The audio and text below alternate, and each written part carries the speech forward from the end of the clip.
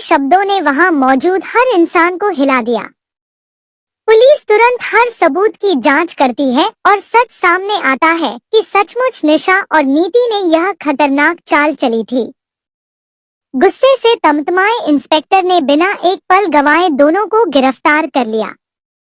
हथकड़ियों की खनकते हुए आवाज पूरे माहौल को और भी डरावना बना देती है। लेकिन दोस्तों, यहीं पर खत्म नहीं होती कहानी। जब पुलिस दोनों को ले जा रही थी, तभी निशा और नीति ने ठहाका लगाते हुए पीछे मुड़कर प्रीत की ओर देखा और जहर घुली आवाज में कहा, प्रीत, तुम्हें तो मैं बर्बाद करके ही रहूंगी। जैसे तुम्हारी माँ को किया था, वैसे ही तुम्हें भी बर्बादी की आग में झोंक दूंगी। यह लड़ाई अभी खत्म नहीं हुई है। उस पल वहां मौजूद हर इंसान की रूह कांप गई। प्रीत की आंखों में आंसू थे, लेकिन उन आंसुओं के पीछे अब डर नहीं बल्कि हिम्मत छिपी थी। उसे पहली बार यह एहसास हुआ कि उसकी जिंदगी में जो साया हमेशा उसे परेशान करता रहा, वह अब भी पूरी तरह खत्म नहीं हुआ। वेल दोस्तों, अब बड़ा सच सामने आता है। जेल ले जाने से पहले नीति के मुंह से निकला एक नाम सुनकर प्रीत का दिल दहल उठता है। नीति बार बार कह रही थी, तुम्हारी माँ भी तो मेरे हाथों बर्बाद हुई थी। इन शब्दों ने प्रीत की नींव हिला दी। आखिर उसकी माँ के साथ क्या हुआ था? कौन थी उसकी असली माँ?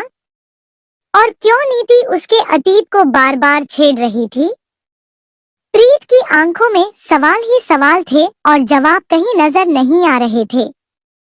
लेकिन तभी आदित्य की मां, जो अब तक चुप थी, आखिरकार सच उगल देती है। कांपते हुए लहजे में वह कहती है, प्रीत, अब वक्त आ गया है कि तुम यह जान लो कि तुम्हारी मां कौन थी। जिस औरत ने तुम्हें जन्म दिया, उसे भी नीति ने ही धोखा दिया था।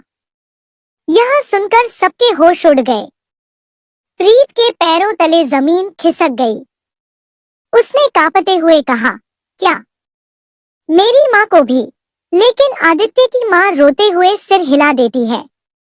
दोस्तों, यह वो पल था जब प्रीत की जिंदगी पूरी तरह बदल गई। उसकी आंखों के सामने अपनी माँ की तस्वीरें घूमने लगी, जो अब तक धुंधली थी, और अब धुंध साफ हो रही थी। आदित्य, जो हमेशा प्रीत के साथ खड़ा रहा, उसने उसका हाथ पकड़कर कहा, प्रीत, चाहे कुछ भी हो, मैं तुम्हारे साथ हूँ। वेल दोस्तों, अब लगता था कि कहानी यहाँ खत्म हो जाएगी और शो की हैप्पी एंडिंग हो जाएगी। पूरा परिवार एक हो चुका था। आदित्य की माँ ने भी आखिरकार प्रीत को अपनी बहू मान लिया। सब लोग गले मिलते हैं, खुशी के आंसू बहते हैं और लगता है कि अब सब कुछ ठीक हो जाएगा। लेकिन दोस्तों, सीरियल्स की दुनिया में खुशी इतनी आसानी से टिकती कहाँ है। जेल की अंधेरी कोठरी में नीति और निशा बैठी थी। उनकी आंखों में नफरत की आग जल रही थी। नीति ने ठंडी आवाज में कहा, ये लोग समझते हैं कि हमें जेल में डालकर सब खत्म हो गया, लेकिन असली खेल तो अब शुरू होगा। जिस तरह मैंने परी और राजीव से बदला लिया था, वैसे ही अब आदित्य और प्रीत मेरी अगली चाल का शिकार होंगे। और निशा, अब तुम्हारी बारी है। निशा, जो हमेशा अपनी माँ की छाया में रही थी, अब पूरी तरह बदल चुकी थी। उसकी आंखों में वही पागलपन झलकने लगा था जो कभी नीति की आंखों में था। उसने कसम खाई कि वह प्रीत को चैन की सांस नहीं लेने देगी।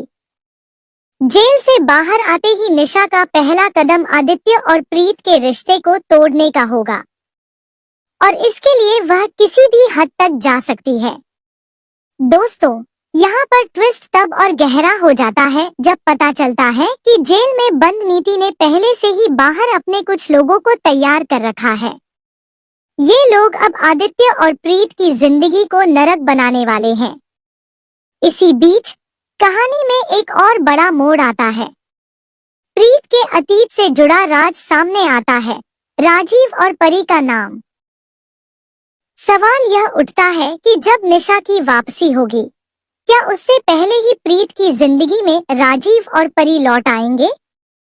सोचिए, अगर ऐसा होता है तो आदित्य और प्रीत के बीच एक और दीवार खड़ी हो जाएगी, क्योंकि राजीव की एंट्री का मतलब होगा एक नया तूफान।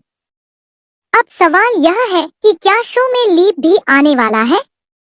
क्या कहानी कई साल आगे बढ़ेगी, जहां प्रीत और आदित्य की जिंदगी पूरी तरह बदल चुकी होगी और तभी अचानक नीति और निशा वापस लौटकर पुराने जख्म कुरेद देंगी?